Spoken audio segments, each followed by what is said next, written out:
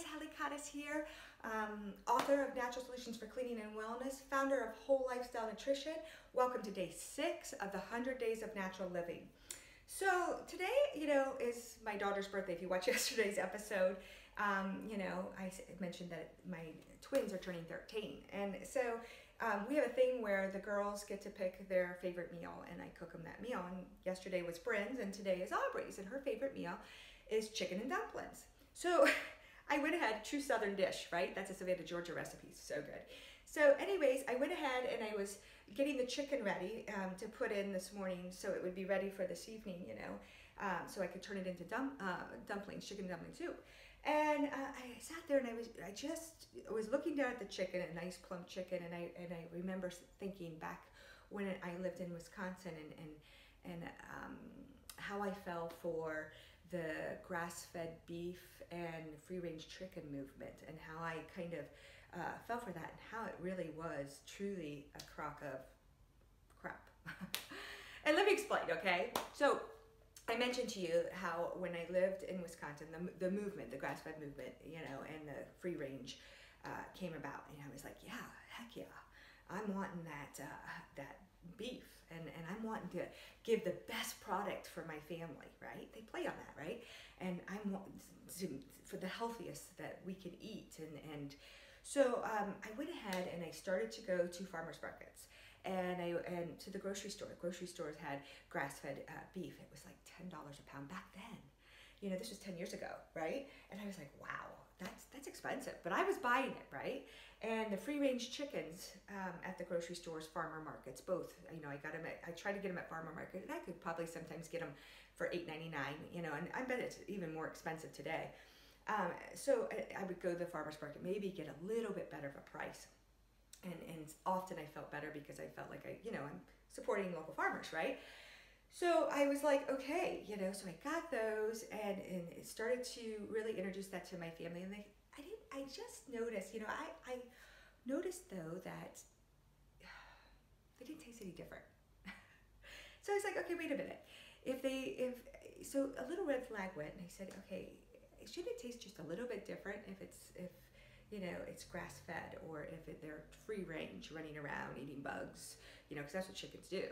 So and so I said they should taste a little different. So a little red flag went off. So I went ahead and said, okay, I'm going to go ahead and I'm going to seek out local farmers in my area, and and truly see if I can get a grass-fed and free-range chickens. So most of you know from my past stories, I lived with our family lived the first 5 years, with an Amish family, okay? So I knew how the Amish, and living in Amish country my whole childhood, I knew what grass-fed, how they were supposed to be raised. I knew what a true free-range chicken was. So, that's where I'm comfortable. So I looked at my local chapter and I found Amish farmers who were willing, after they screened me quite a bit, but they were willing to sell me a grass-fed cow, and then they were willing to also sell me free-range chickens. They were 2 different farmers. So I contacted them and I said, hey, listen, do you mind if I come out and look at your farm? And both of the farmers, they were different farmers, right? And both of them said, sure, come on. So I was like, great, they're transparent, I can see, I'm gonna bring my kids, we'll make this fun. So, we went on out there, and we went to I think it was a couple hours from where I lived, and the girls and I went out there, and we went out to see the cattle. And so I asked him, I said, what do they eat? And he says, nothing but grass. That's it, and that's incredible, you guys, because let me tell you this, grass, Wisconsin has 6 months of snow, and there's snow on the ground, sometimes, 2 feet at a time. Trust me, we had some blizzards. So anyway, I'm sure they give them hay and stuff like that, alfalfa. But, 100% grass-fed. So I was like, okay. And I was seeing this at the farmers markets, 100% grass-fed. I was like, all right, great. So so I went over to the other Amish family, and I talked to them about their chickens. And we get out of the car, you guys, and there's chickens running all around us. They're running around our feet, and they're everywhere. And I'm just like, and the girls are jumping. They're scared of the chickens, because let me tell you, the chickens aren't afraid. They were just running all around. 100% free range. There was no big house, like chicken house or anything like this. They literally were running on the land. So I was like, okay, great.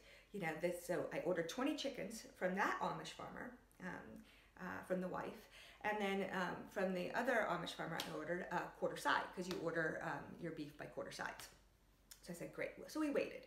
We were waiting for the chickens to mature. And then once they went to the butcher, they contacted me and said, okay, our meat's ready. We made the trip back up. We got our meat and our chickens, and we came back. I put them in our 6-foot freezer. Before, though, I pulled out one chicken that I was going to cook for dinner.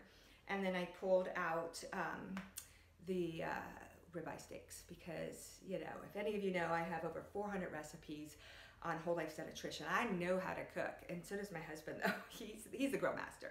So he was going to do the ribeye steaks, and I was going to do the chicken, and we were going to try these meats out. I was so excited. So he pulls the meat out, he lets it rest, he seasons it. I get the chicken, and the day before, I even threw the chicken in. I brined the chicken, because often I just, it tastes a lot better when you brine it. And so I brined the chicken, and, and we cooked them up, and we're so excited. We waited so long for this meat. And we cooked them up, and oh, if you guys could have smelled, it was so amazing. The smell in the house, the smell outside with the grill, and it just smelled amazing. So we cooked them up, and we get to the table, and we have the chicken, and we have the steak, and the 5 of us are there ready to eat. And I go and I take a bite of the steak, and my husband does, and I put it in my mouth, and it was so gamey. And it was so tough. I was like, whoa, what's wrong with this? And it was almost a gray color. It was like, whoa, this is terrible. And you guys, it wasn't even edible. So I said, okay, well, clearly the chicken has to taste better, correct? So we went into the chicken, and it was like, oh my God, it was like eating a rubber band. I mean, it was so tough. I was like, oh, this is gross, Chickens have a lot of muscles, and muscle it tends to be more tough. Conventional chickens are, they have a lot of fat. They're fed grains. They're to beef them up to get in. You're eating a lot of more fat than you think. Well, anyways, these are really lean chickens. They were small chickens, and so essentially you're eating that muscle. Trust me, I know a thing or two about chickens. That was our family business, was chickens. And I definitely knew how to cook a chicken. So I was like, okay, whoa, these aren't even edible. Thankfully we were able to use the other 19 chickens to make stock, because they did make an incredible stock. But they weren't even edible. So I was like, wait a minute, this isn't what it tasted like, right? These taste nothing like what I bought at the farmer's market. And these taste nothing what I buy at the grocery store. Remember, I said that those meats tasted very much like conventional meats, right? The 100% grass-fed that I'm getting at the farmer's markets or at the grocery store. They tasted like what I was eating all along, right? And so I decided I had a plan. I was going to go back, and I was going to go to the farmer's market, and I was going to talk to the local farmers that I had bought that grass-fed beef and the free-range chicken. So I went over there and I said, hey, what can you do? Do you feed your cattle? Okay, I asked him first. The first question I asked him, is your beef 100% grass-fed? And he says, yes. So I said, okay, well, maybe I need to ask a different question. So I said, okay, do you feed your cattle any corn or soy? And he stopped, and he says, yes, we do. Okay, so to me, that's not 100% grass-fed. So I said, okay, well, how is that 100% grass-fed? And he couldn't answer my question. So then I asked, okay, well, can I come out to your farm and check it out? Oh, no, I couldn't do that. Red flag, red flag. So then the chicken farmer, the local chicken farmer, I went to her and I said, are your chickens free range? And she said, well, yes. And so I said, okay, maybe I got to ask a different question. And I said, how much sunlight do your chickens get? How much time do they get outside? And she says, well, I can't really tell you that, because we just have this little space. They can go in and out as they want. Okay, remember, I know a thing or two about chickens. Chickens don't leave the food, where the food are. They stay together, where they know the food is coming, right? So they're probably not even getting outside. But technically, they can say they're free range. So I was like, okay, wait, so that's why. They're no different. These meats are no different than the conventional meat that I've been purchasing, and it's just costing me more. So you guys, it is another marketing ploy to get you to pay more money for this almost the same product. So, because trust me when I say the grass-fed beef wasn't edible. And there are ways to make grass-fed beef edible. I know there's some farmers out there that say you can finish off I think it's the last 21 days. You can feed them corn before you butcher them, and that will make the meat taste better. There are ways that you can do it. You can research that. And the free-range chickens, I mean, they're tiny. You know, they don't make them these big old plump things. So, you know, and so again, we have to be smart as consumers. You know, if something looks too good to be true, you know, it probably is. And, you know, it is another way that the big companies are getting in and marketing to you, again, to get more money. You know, and so I'm just like, okay, so why am I going to go and spend extra money when it's really close to the conventional meat? You know, so I guess what I'm trying to tell you guys, I still buy local. I have a great butcher here that we go to, and we just buy some beef, and they also sell some local chickens, but you know, I'm not actually looking for the word grass-fed anymore, or looking for the word pastured pork. That's another subject, or free-range chicken, because I know that the government, the U.S. AD, United States Agricultural Department, no longer mandates, or, you know, I can't remember what year it was. It might have been 2009 or 2016. I can't even remember, you guys. But at one point they said, you know, the word grass-fed is just like the movement all natural. Remember that movement when everything was labeled all natural? Well, that is now the new all natural. And the free range, that is the new all natural, okay? So it's just a word. It's just another way to market to you.